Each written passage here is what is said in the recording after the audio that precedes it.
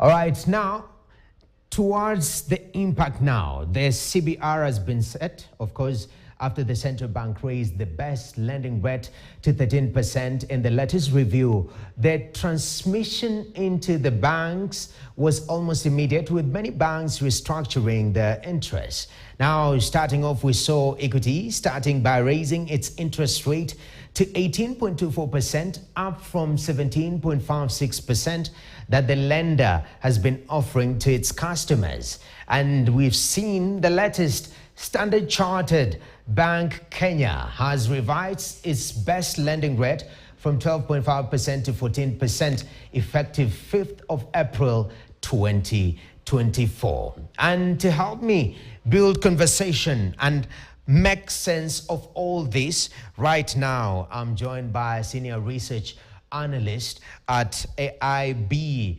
Axis. His name is Ronnie Choka. He joins me right now virtually.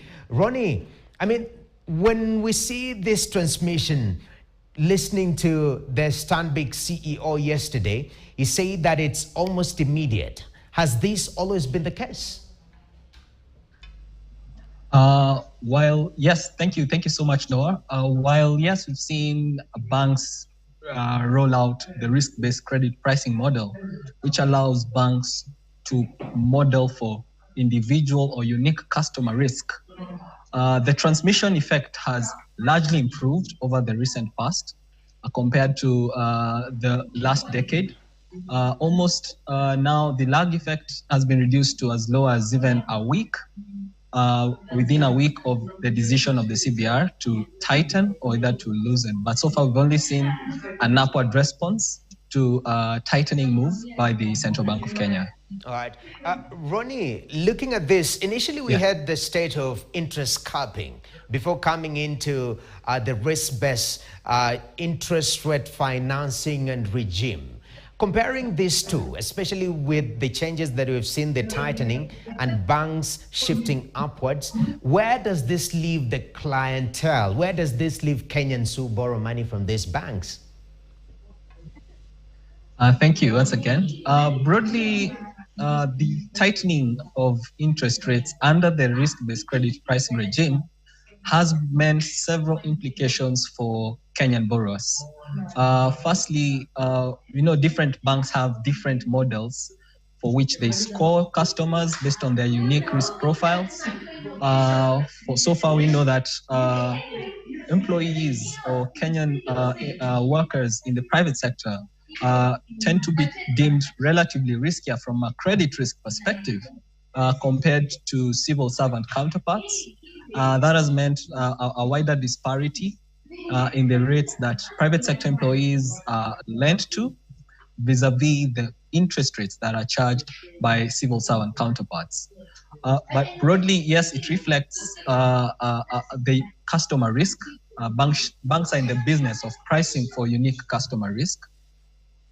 In terms of the implications of risk-based tightening under the present regime, of course, it has meant increased allocations to loan repayments, especially for loan instruments issued after 2018. Most of them have been repriced by most lenders into the risk-based credit pricing regime.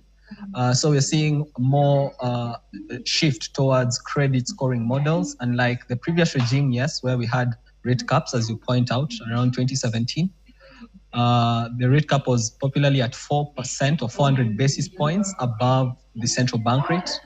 What that meant was that all borrowers, regardless of their credit risk profile, charged at a uniform rate. But that inadvertently locked out a wider range of borrowers. All right. And lastly, briefly, in less than 30 seconds, we have the interest rate corridor within the banking system. So they can't borrow at, plus or negative 2.5% both ways from the CBR. That seems to create a structure of protection for the banks. But on the other side, we sort of have free fall and risk-based pricing. Is that creating friction between these two layers? Well, I think our interbank market has been one of the most dynamic in the sense that it has helped maintain our banking system very conservative compared to the likes of markets such as Nigerian markets. Having an efficient interbank market is really important because you're able to prevent any systemic spillovers or banking liquidity stresses when you have no interest rate caps in the interbank space. So that introduction of the interest rate corridor of 250 basis points above and below the CBR really helped infuse a lot of certainty back into the interbank lending space. Okay. That has prevented any banking sector distresses like we've seen in developed markets. All right. Thank you very much. Ronnie Chokar is a senior research analyst at AIB Axis, and he says that it's incredible to see how transmission happens so fast and how actually our ecosystem has evolved. But quickly moving on, East African Cable